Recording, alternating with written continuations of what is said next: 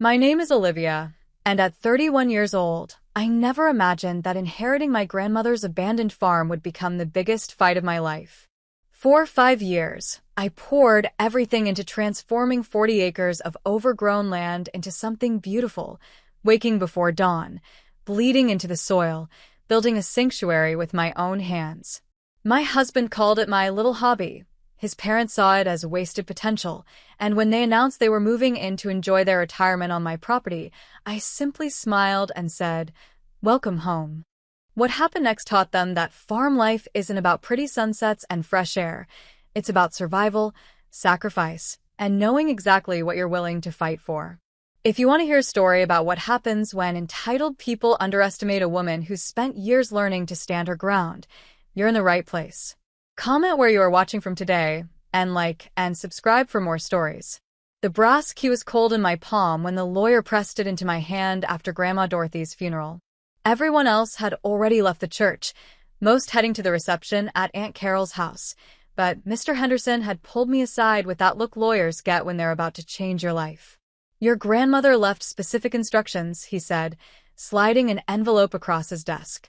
"She wanted you to have Willowbrook Farm." I stared at the envelope, my name written in Grandma's shaky handwriting.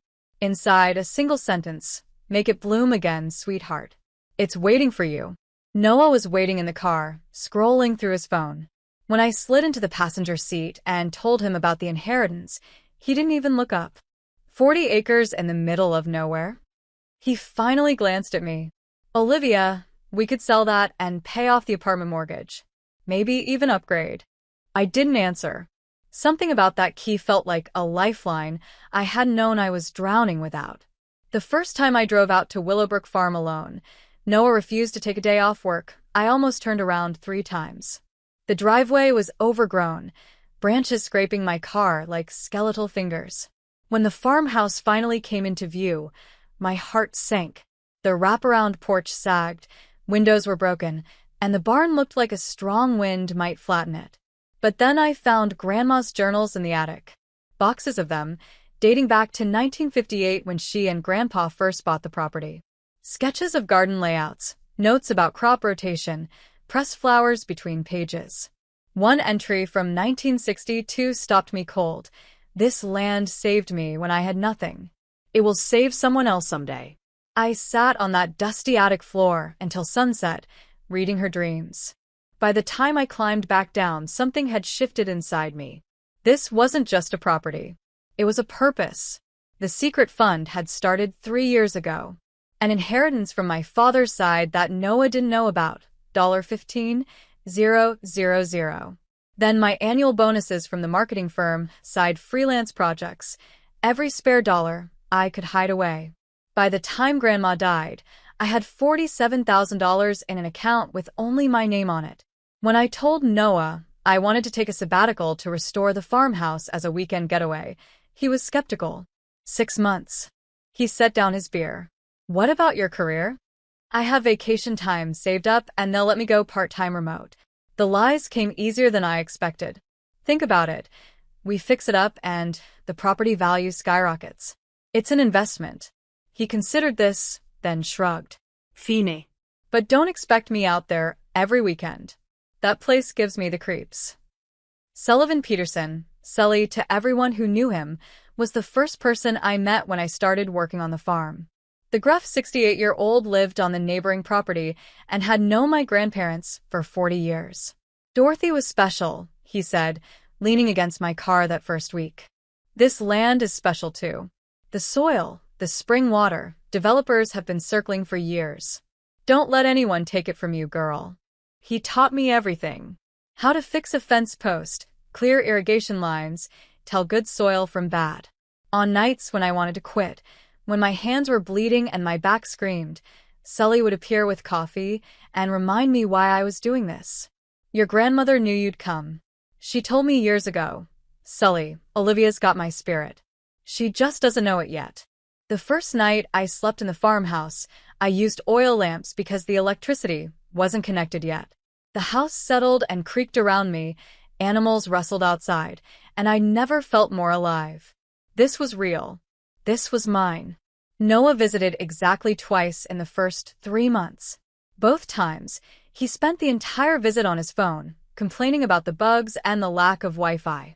"How long are you going to keep this up?" he asked during his second visit, not looking up from his screen. "This farmer phase?"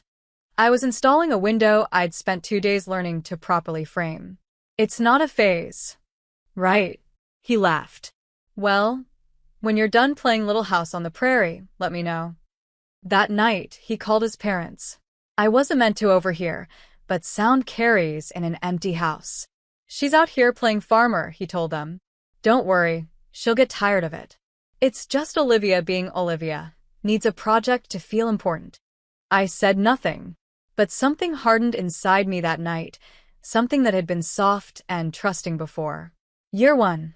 I taught myself carpentry from YouTube videos and Sully's patient instruction. I fixed the well, installed solar panels on the barn roof, started a small vegetable garden. Year 2. I learned plumbing and basic electrical, built chicken coops, expanded the garden, started selling produce at the local farmers market under the name Dorothy's Garden. The community embraced me. Meadow Jenkins at the feed store gave me discounts and advice. Thomas Hartley, a retired contractor, helped me rebuild the barn in exchange for fresh vegetables. People started calling me by name at the post office. Noah visited less and less. He'd tell his friends I was working through something. When he did visit, he'd make jokes about my rustic lifestyle and check his watch constantly. By year 4, I'd transformed Willowbrook Farm into something extraordinary. The barn was restored, housing goats and chickens. A greenhouse provided year-round vegetables. I'd built a permaculture food forest that attracted birds and beneficial insects. The farmhouse glowed with solar power. I was hosting farm stays and teaching workshops on sustainable living. And I was happy. Genuinely, bone-deep happy in a way I'd never been in my marriage. The property was now worth over $800,000. I'd secretly consulted a divorce lawyer, Linda Crawford, sharp as a tack and kind as Sunday, but hadn't pulled the trigger. Some part of me still hoped Noah might see what I'd built, might see me. Then came Christmas dinner at Richard and Patricia's McMansion.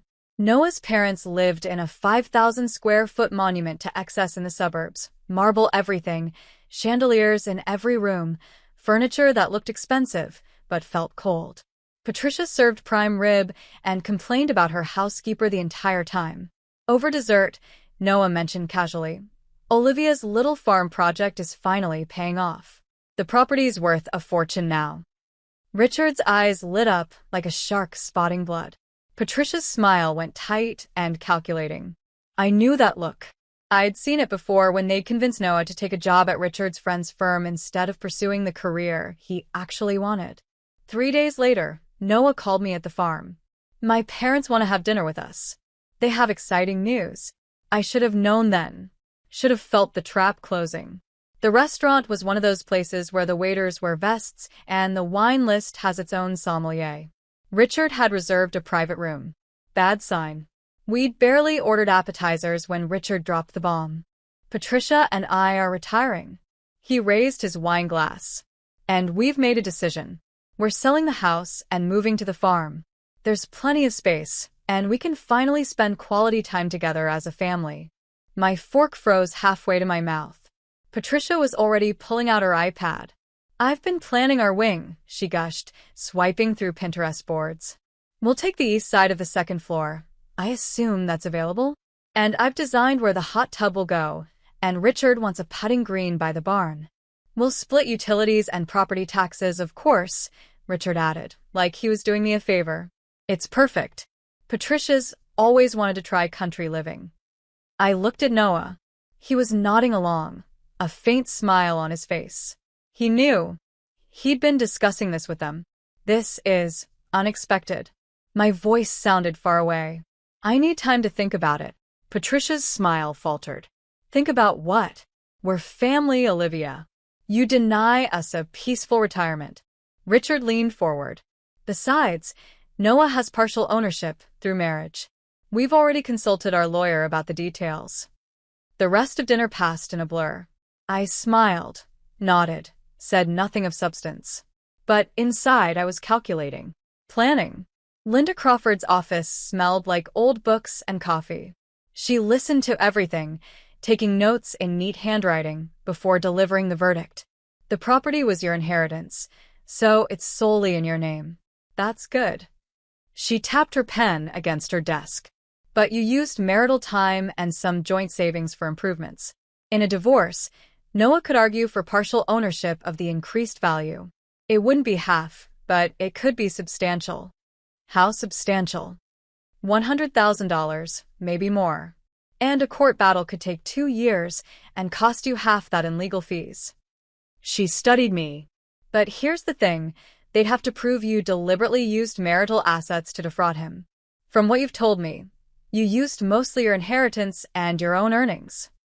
So what do I do? Linda smiled. It wasn't a nice smile. Give them exactly what they're asking for. That night, I confronted Noah in our apartment. When were you going to tell me your parents were moving to the farm? He had the grace to look uncomfortable. I thought they'd already talked to you. They ambushed me. At dinner. With you sitting right there, nodding along. Come on, Olivia. He stood up, frustrated. They're my parents. You have this huge property.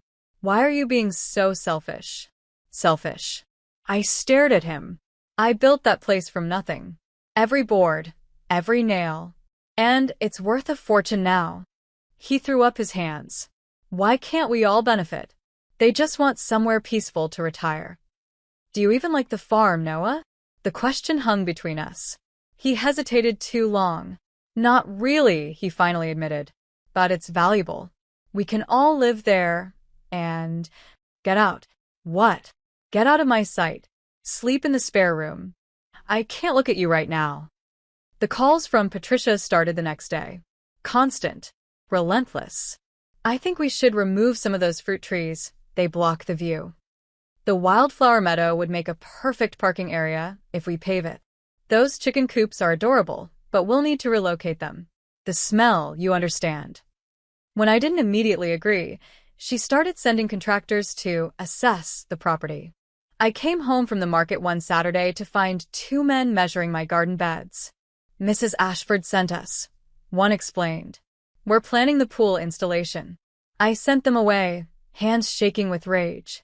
Sully found me that evening, crying in the barn. What's wrong, girl? I told him everything. When I finished, his weathered face was grim. I've been asking around town. That father-in-law of yours? He's been inquiring about property lines, water rights, zoning laws. Sully shook his head. Men like Richard don't retire to farms, Olivia. They develop them. He's planning something. The pieces clicked together. Richard had been a commercial real estate developer before retiring. This wasn't about peaceful country living. This was about money. I did some research. Found LLC filings, development proposals for luxury rural communities in surrounding counties, all with Richard's name attached. He'd done this before, moved into properties, pressured owners to sell, then flipped them to developers. The final confrontation happened on a Tuesday. Noah drove out to the farm with his parents in tow. Richard had a folder under his arm. We've drawn up a cohabitation agreement, he announced, sliding papers across my kitchen table, the table I'd restored from Grandma's barn. We'll pay $1,000 monthly rent for our wing. But we need equal say in property decisions. Maintenance, improvements, that sort of thing. I read through the contract. It was worse than I'd imagined. They'd have access to all facilities, veto power over any changes, and the right to invite guests without my permission. And if I don't sign? Richard's smile was cold. Then we'll pursue legal action for Noah's rightful share. My lawyer's already drawn up the paperwork. Patricia added, her voice dripping with false sweetness. Don't be difficult, dear. We're moving in either way. This just makes it official. I looked at each of them. Richard, smug and calculating. Patricia, already mentally redecorating my home. Noah, unable to meet my eyes. Then I smiled. A genuine, warm smile that made Patricia's expression flicker with uncertainty. You want to move to the farm? To live the farm life. Richard nodded eagerly. Exactly. Country living, fresh air. Then welcome home, I said softly. When would you like to move in? The room went silent. Noah looked relieved. Patricia looked suspicious. Richard looked triumphant. "We can be there by the end of the month," Richard said. "Perfect." I stood up, still smiling. "I'll prepare your rooms." After they left, I called Sully, then Meadow, then Thomas. "I need your help," I told them. "And I need you to trust me." When I explained my plan, Sully started laughing so hard he had to sit down. "Your grandmother would be so damn proud." Moving day arrived with a massive U-Haul truck, designer luggage, and furniture that belonged in a showroom, not a farmhouse. Patricia directed the movers like a general commanding troops, pointing at where she wanted her Italian leather sofa and her collection of abstract art. I greeted them with fresh lemonade and a warm smile. "Welcome home." I'd prepared their wing beautifully. The renovated second floor with refinished hardwood, a private bathroom with a clawfoot tub, and windows overlooking the meadow. Patricia inspected everything with narrowed eyes, looking for something to complain about. She couldn't find anything. "It's nice," she finally admitted, clearly disappointed. "Where's the Wi-Fi password?" "Oh." I handed her a small card. "We use satellite internet here. It's great for email and light browsing, but there's a data cap for environmental reasons. Streaming doesn't work well, and video calls can be spotty. Most people find it liberating to unplug." Patricia's face went pale. "What do you mean, unplug? How will I watch my shows?" I shrugged sympathetically. "There's a library in town. They have DVDs." Richard was already frowning at his phone. "1 bar of service? How do you live like this?" "You get used to it," I said cheerfully. "Now, let me show you how everything works." That night, I made sure to move General Beauregard's coop. My rooster was a magnificent bird with a voice that could wake the dead. His new home? Directly outside Richard and Patricia's bedroom window. At 5:30 a.m., General Beauregard announced the dawn with enthusiastic vigor. I heard the thump of Richard falling out of bed, followed by Patricia's shriek. By 6 a.m., I was knocking on their door, already dressed in work clothes. "Morning. Coffee's ready downstairs. We start chores in 15 minutes." Patricia opened the door in a silk nightgown, hair in disarray. "Chores?" I handed them each a printed schedule. "Morning routine: collect eggs, feed the goats, muck out stalls, water the greenhouse. Everyone contributes here. That's how sustainable living works." Richard sputtered. "We're retired. We're not doing manual labor." "Oh." I widened my eyes innocently. "I thought you wanted the authentic farm experience. But if you'd prefer, you can handle breakfast prep for everyone instead? I usually do eggs, fresh bread, and cheese from our goats." They chose the chores. Watching Patricia, in her Lululemon athleisure that cost more than my monthly feed bill, try to collect eggs from territorial hens was the most entertainment I'd had in years. Richard couldn't figure out how to open the goat pen without getting headbutt by Clementine, my alpha doe. By breakfast, they were scratched, dirty, and silent. The water pressure issue revealed itself during Patricia's morning shower. I'd adjusted the solar water heater settings. After 5 minutes, the water ran ice cold. Patricia emerged from the bathroom shivering, wrapped in towels. "What's wrong with your water heater?" "Nothing's wrong. We use solar heating and rainwater collection. You have to conserve." I smiled. Grandma Dorothy always said 5-minute showers save the planet. Dinner that first night was farm to table: roasted vegetables, fresh salad, eggs, and goat cheese. All delicious. All vegetarian. Patricia pushed food around her plate. "Don't you have any real food? Like steak? Or pasta?" "We're mostly vegetarian here. Better for the land." I took a bite of heirloom tomato. "There's a grocery store about 30 miles away if you want to shop." Richard and Patricia exchanged looks of pure horror. That night, the farm came alive with its nocturnal symphony. Coyotes howling in the distance, owls hooting from the barn, frogs singing from the pond, and my goats making their strange, otherworldly noises. At midnight, Brutus, my 130-pound Great Pyrenees, started his patrol, barking at every shadow. Richard stumbled downstairs at 12:30 a.m. "Can you control that beast?" I was reading by oil lamp. Perfectly calm. He's protecting the livestock. That's his job. You'll get used to it. We can't sleep. Earplugs are in the bathroom cabinet. Day 2 started with Patricia trying to use her high-wattage hairdryer. The circuit breaker tripped immediately, cutting power to the entire second floor. I reset it, but explained the solar panel limitations during overcast days. You'll need to air-dry your hair. Or use the low-power setting. I demonstrated. See? Easy. Richard's electric razor was useless. They both looked increasingly disheveled as the day progressed. Patricia's perfectly styled bob became a frizzy mess. Richard's designer stubble became an actual beard. That afternoon, Clementine went into labor. Olivia, Thomas called from the barn. It's time. I dropped everything and ran.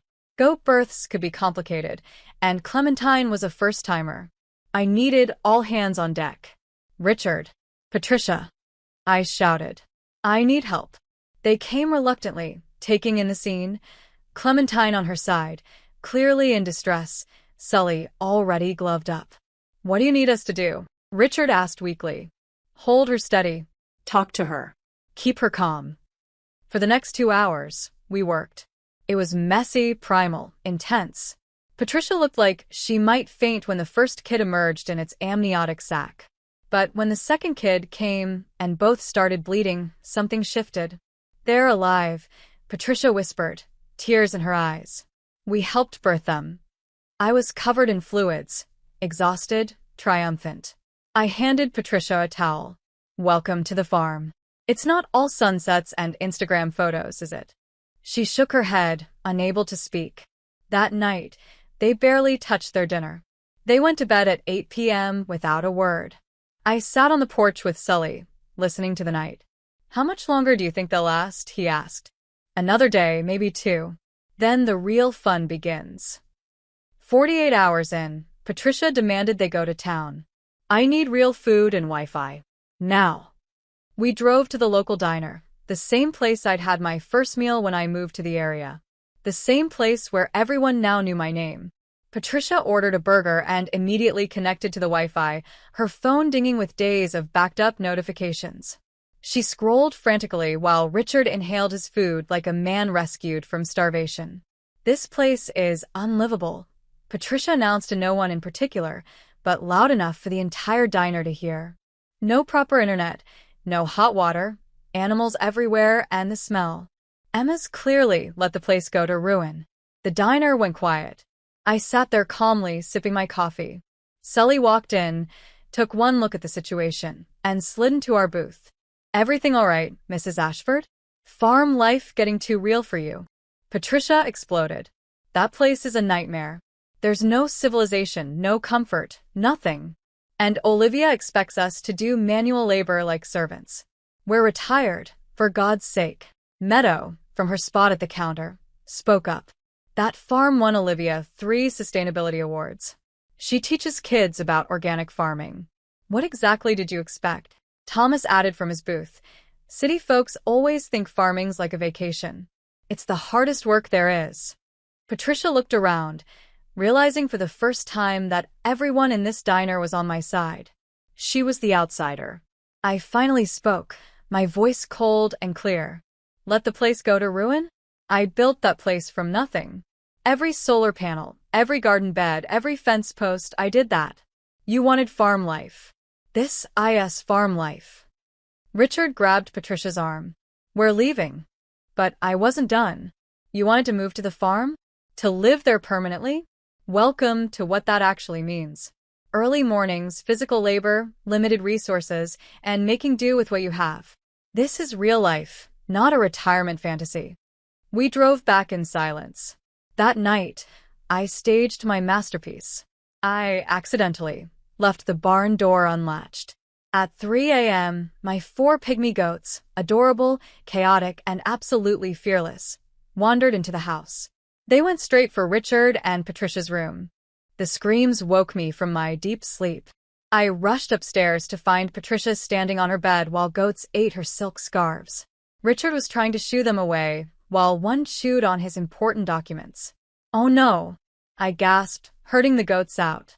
I'm so sorry. They've never done this before. But I was smiling. And Patricia saw it.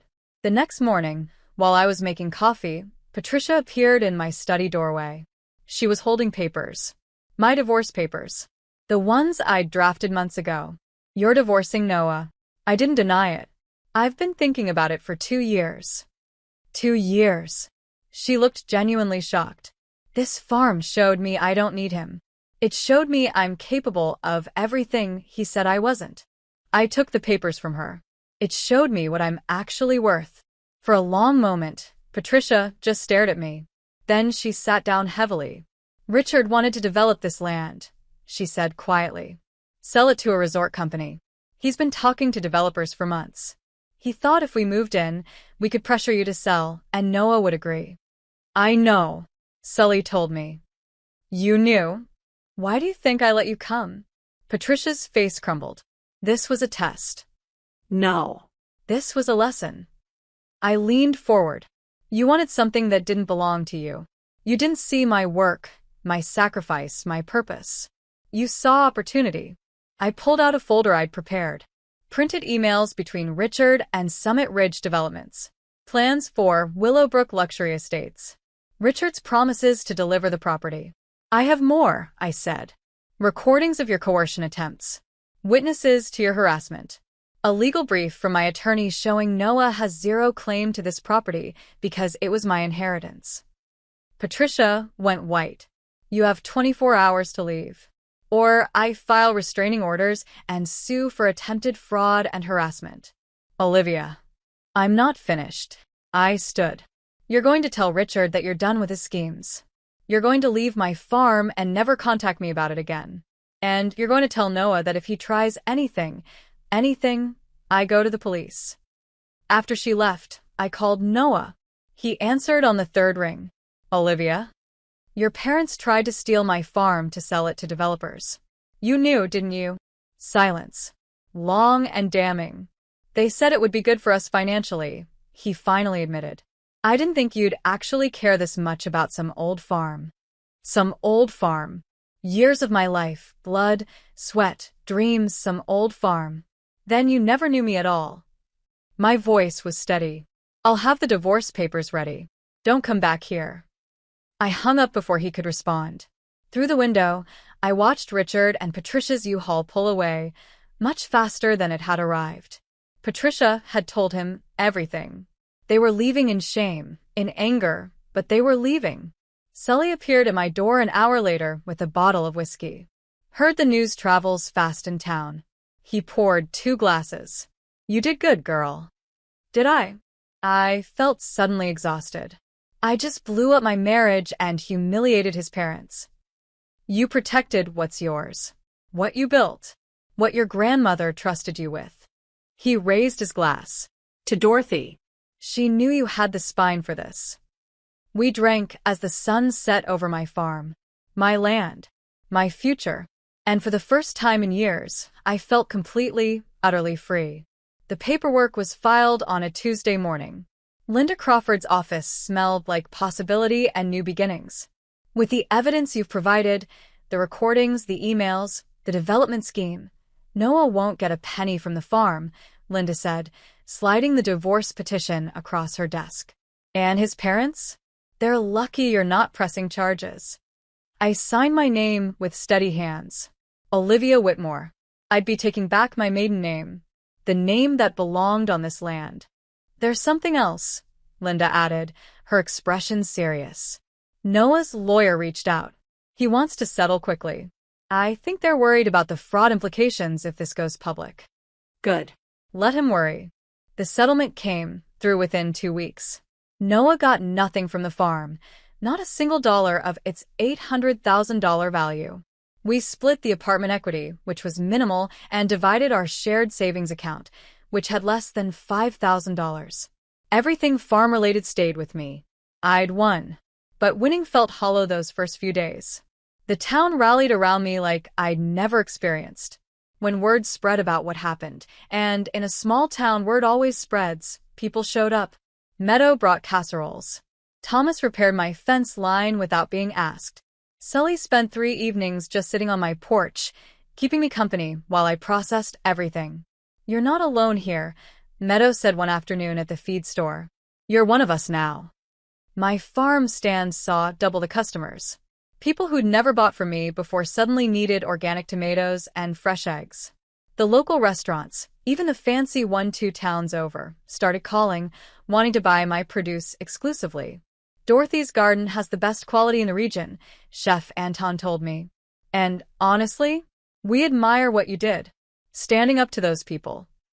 I received dozens of letters, some from strangers who'd heard the story, but most from women in similar situations, trapped in marriages, suffocated by family expectations, dreaming of their own version of freedom. One letter, from a woman named Claire in Massachusetts, brought me to tears. "You showed me it's possible. I'm leaving my husband next month. I'm terrified, but you did it. If you can build a whole farm, I can build a new life." I wrote back to every single letter. The divorce was finalized 4 months later. Noah didn't contest anything.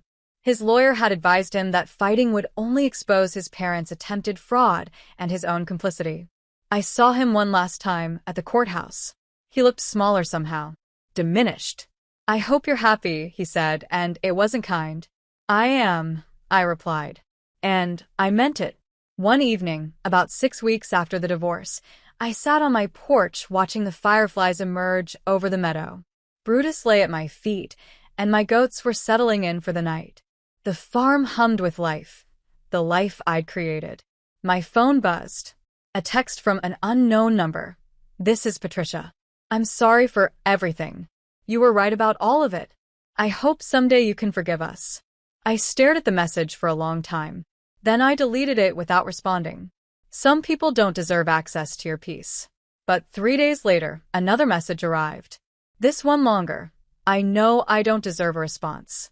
Richard and I are divorcing. I'm living in a small apartment, working part-time at a bookstore.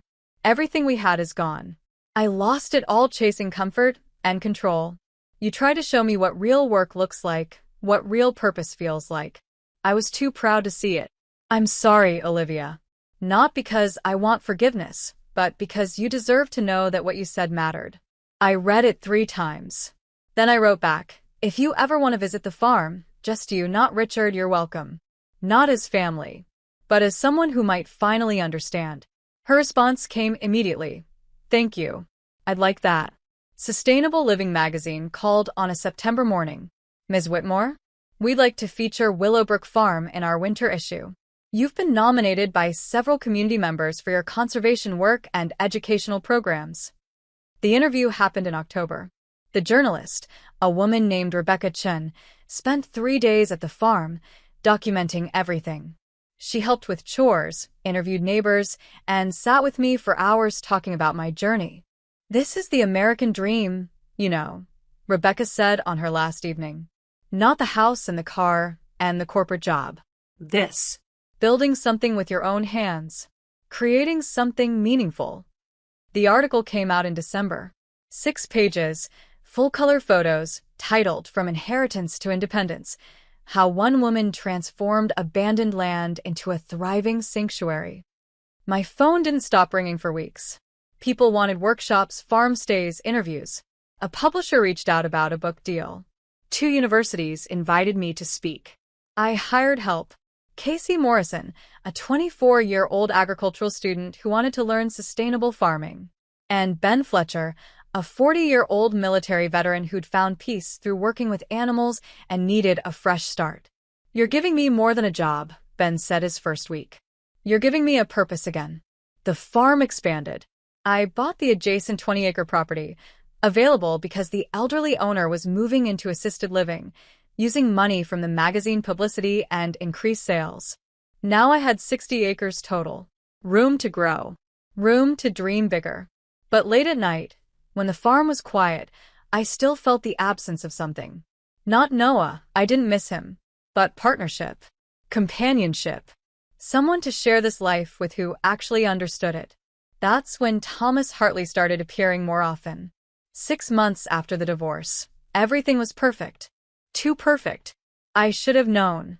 The man appeared on a Tuesday afternoon, stepping out of a black Mercedes that looked absurdly out of place on my dirt driveway. Expensive suit, polished shoes, predatory smile. Ms. Whitmore? Garrett Sutton, Summit Ridge Developments. He extended a hand I didn't shake. I'll cut right to the chase. We'll pay $2.5 million for your property. That's triple market value. Not interested. His smile never wavered. Everyone has a price, Ms. Whitmore. And we're very patient. Then you'll be waiting forever. Goodbye, Mr. Sutton. He left, but something about his confidence made my skin crawl. The problem started small. My well pump mysteriously broke. The motor burned out in a way the repair technician said looked like sabotage. Fences were cut during the night, and my goats escaped. I found them a mile away, terrified and injured. Then the health inspector showed up with an anonymous complaint about food safety violations. He spent 4 hours examining every inch of my operation and found nothing wrong. Someone's got it out for you, he said quietly as he packed up. This complaint was detailed. Personal. Be careful. My insurance premiums tripled without explanation. The bank that held my equipment loan suddenly wanted additional collateral. Small things that individually seemed like bad luck, but together formed a pattern. I called Linda Crawford. They're trying to break me. Legally, there's not much we can do without proof of who's behind it. But Summit Ridge has a reputation, Olivia. They've done this before, harassing property owners until they sell. Sully did his own investigating. Turns out Summit Ridge was owned by a massive development corporation that had been systematically buying rural land across Vermont for luxury, eco-resort developments that were about as eco-friendly as strip mining. They have a pattern, Sully reported, spreading documents across my kitchen table. They make an offer. When refused, they start a pressure campaign. Legal troubles, mysterious accidents, social harassment. 60% of their target properties eventually sell. I'm not in their 60%. I know. That's what worries me. I organized a town meeting, stood in front of my community and laid out everything. The offer, the harassment, the pattern of intimidation. They'll come for other farms next, I said. Once they get mine, they'll want yours. We need to fight this together. The response was overwhelming. Local lawyers offered pro bono assistance. Environmental groups pledged support. We formed a coalition, Friends of Willowbrook Farm. I applied for historical landmark status. The original homestead dated to 1894. I worked with conservationists to designate the land as a wildlife corridor, which would make development nearly impossible. I hired a publicist to make sure every move Summit Ridge made was documented and public. Garrett Sutton returned, and this time he wasn't smiling. You're making a very expensive mistake, Ms. Whitmore. We can bury you in legal fees. We can make your life miserable. I held up my phone, recording. Is that a threat, Mr. Sutton? Because it sounds like coercion and intimidation. And I have witnesses. He left, tires spitting gravel.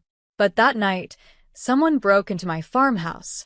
I woke to Brutus barking frantically, grabbed my phone and called 911, then grabbed the baseball bat I kept by my bed. Brutus had someone cornered in the barn, a man in dark clothes, clutching a camera and documents.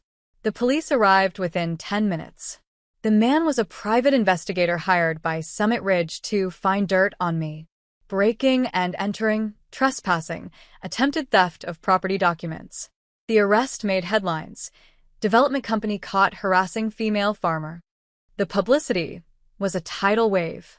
News crews showed up. State representatives made statements. Environmental organizations launched campaigns. Summit Ridge's stock price dropped 3% in one day. Linda Crawford assembled a legal team, 3 pro bono attorneys who specialized in property rights and corporate harassment. We filed a lawsuit. Harassment, attempted coercion, property damage, conspiracy to defraud, and a dozen other charges. We're going to destroy them, Linda promised.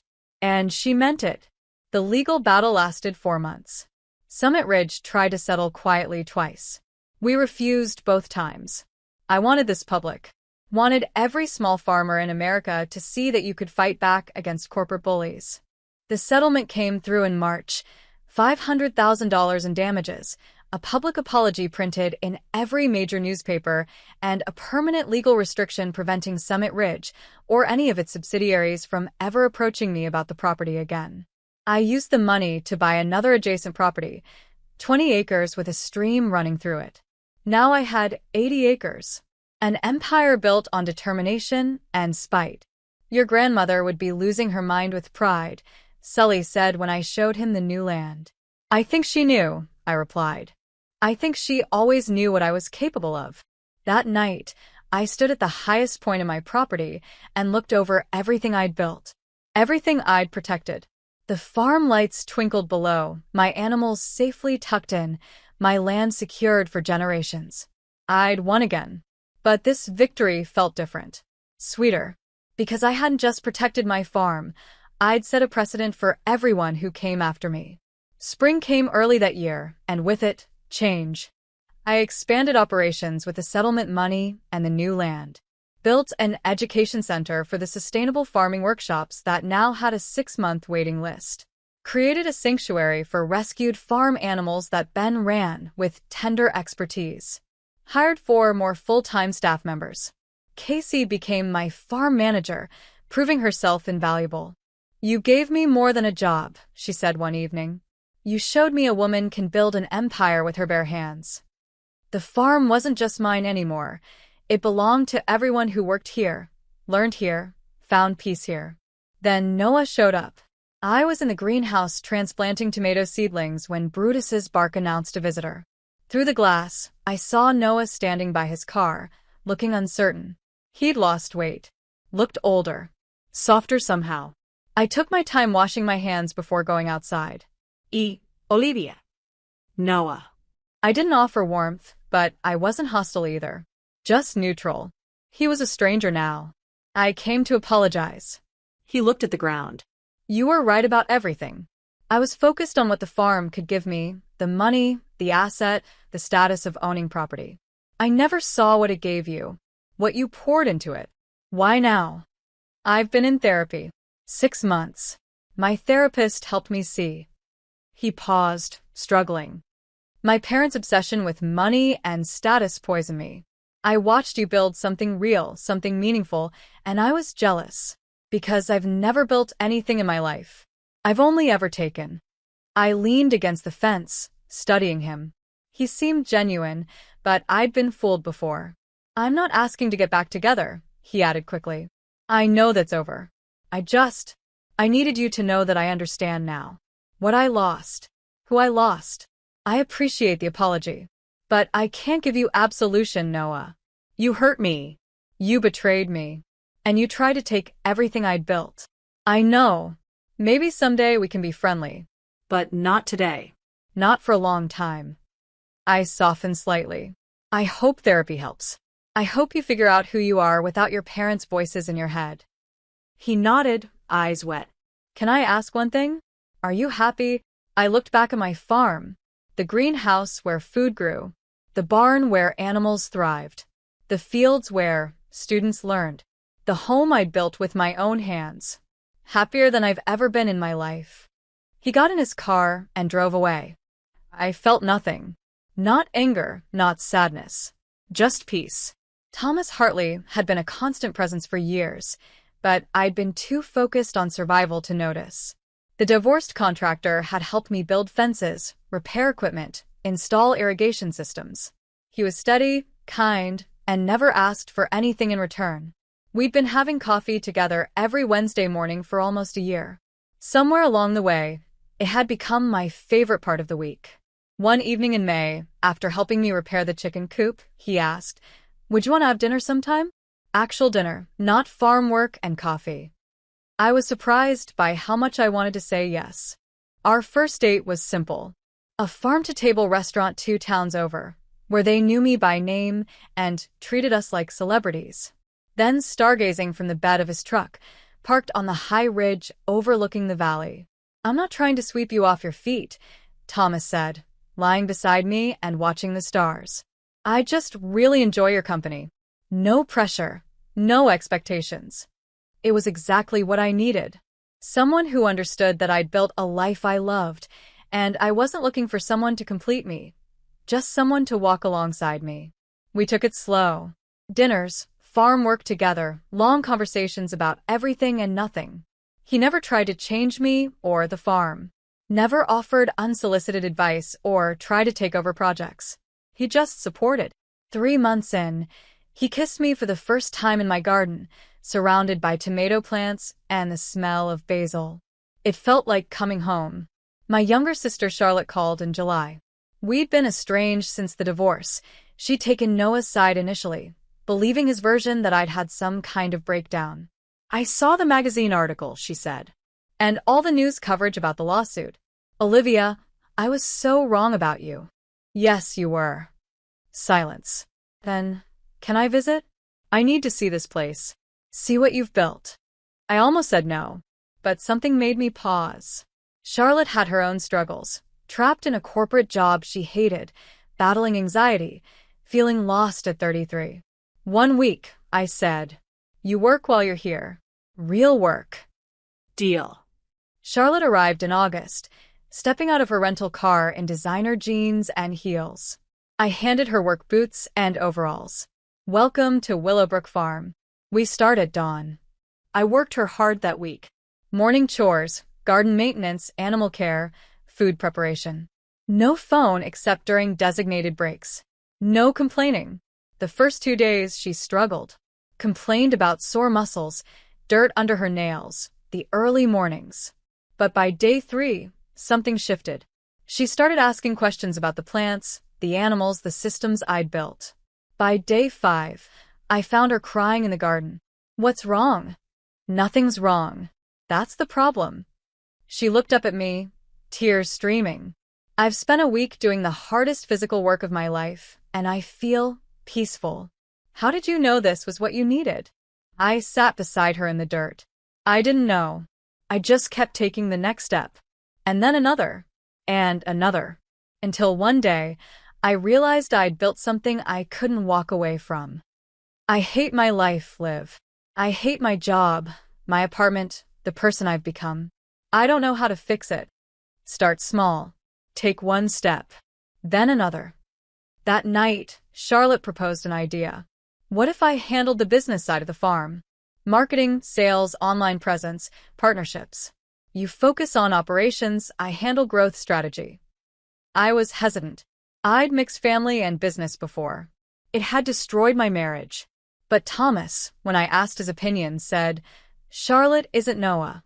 She's asking to work for you, not take from you. Give her a chance." We drew up a formal partnership agreement with Linda Crawford's help.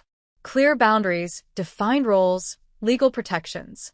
Charlotte would get a salary and a small percentage of profits, but the land remained solely mine. She moved into the renovated barn apartment in September. And for the first time in years, I had family on the farm who actually supported my vision. 2 years after the divorce, Willowbrook Farm was everything I dreamed and more. We were a certified organic operation hosting over 100 educational events annually. The Farm Stay program had a year-long waiting list. Universities sent students for internships. We'd been featured in 3 documentaries about sustainable agriculture. I'd become a voice in the movement, speaking at conferences, advising policymakers, writing articles. But I never forgot where I started, a burned-out marketing executive with a broken marriage and a crumbling inheritance. In November, while renovating the attic for additional storage, I found something that changed everything. A wooden box, hidden beneath floorboards, labeled for Olivia. Inside, letters. Dozens of them, written by Grandma Dorothy over 20 years, addressed to me, but never sent. I sat on that dusty floor and read them all. Olivia, age 10. You visited the farm today with your parents. While everyone else complained about the heat and the bugs, you spent 3 hours in the garden asking me about every plant. You have my spirit, sweet girl. When you're ready, come home. Olivia, age 16. I heard you're applying to colleges. Your mother says you want to study marketing. I hope you find success. But I also hope that someday, when the city breaks you the way it broke me, you'll remember there's a place that can heal you. Olivia, age 24. You married that Noah boy. I met him at the wedding. He doesn't see you, the real you, the strong you. When you finally see yourself clearly, come home. The farm will be waiting. Olivia, age 29. I'm dying. The doctors say I have maybe a year. I'm leaving you the farm. Not because you need it, but because it needs you. You're the only one who will understand what this land means. What it can become. Save it, sweetheart. Save yourself. Make it bloom again. I cried until I couldn't breathe. Grandma Dorothy had known. Had always known. She'd left me the farm not as a burden, but as a lifeboat. Patricia's email arrived the same week. I know I have no right to ask, but could I visit? Just for a day. I promise I won't be a bother. I almost deleted it, but I thought about Grandma Dorothy's letters. About second chances and growth and forgiveness, not for the other person, but for yourself. Come next Saturday. Bring work clothes. Patricia arrived in a 10-year-old Toyota, wearing jeans and a simple sweater. She looked different, older, yes, but also more real. The artificial glamour was gone, replaced by something genuine. Thank you for letting me come, she said quietly. I handed her gloves. You're going to help me plant the winter garden. We worked side by side for hours. I showed her how to prepare beds, plant garlic cloves, mulch for winter. She listened, asked questions, and worked without complaining. At lunch, sitting on the porch with soup and fresh bread, she finally spoke. Richard and I are divorced. He remarried someone 20 years younger, still chasing status. I'm working at a bookstore part-time, living in a studio apartment. I lost everything. And I've never been more at peace. She looked at me with tears in her eyes. You tried to show me this. That first weekend we were here, you showed us what real work, real purpose looks like. I was too proud, too entitled to see it. Why now, Patricia? Why reach out? Because I'm trying to rebuild a life that means something. And you're the only person I know who's actually done it. She paused. I'm not asking for forgiveness. I'm asking for a chance to learn. I thought about all the people who'd helped me, Sully, Meadow, Thomas, Linda. People who'd given me chances when I was broken and trying to rebuild. You can visit quarterly. Work visits, not social calls. I'll teach you about sustainable living, about building something real. But this is my farm, my sanctuary. You're a guest, not family. I understand. Thank you, Olivia. She visited every 3 months after that. Always working, always learning. Slowly, grudgingly, I began to respect her effort. She was trying to change, and change is never easy. Thomas and I had been together almost 2 years when he said the words that changed everything. We were feeding chickens on a Tuesday morning, the mundane rhythm of daily life, when he said, I'd like to build my life here, with you. I stopped, grain scattering from my hand. I'm not asking you to marry me. Not yet anyway. I'm just saying I want this. You, the farm, this life. I want to wake up here every morning and go to sleep here every night. I want to build something together. He smiled. No rush, no pressure. But I wanted you to know. I kissed him right there in the chicken coop, surrounded by curious hens and the smell of hay. Yes. Stay. Build with me. We planned a small wedding for the following spring. Nothing fancy, just friends, family, and the community that had supported me through everything. Charlotte was my maid of honor. Sully officiated, his weathered hands steady as he read the vows we'd written ourselves. Thomas's children from his first marriage attended, 2 grown sons who'd embraced me as family. Even Patricia came, sitting in the back, genuinely happy for me.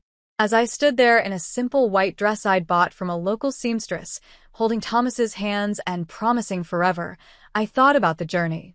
From a burned-out marketing executive in a dying marriage to this, a thriving farm, a chosen family, a love built on respect and partnership.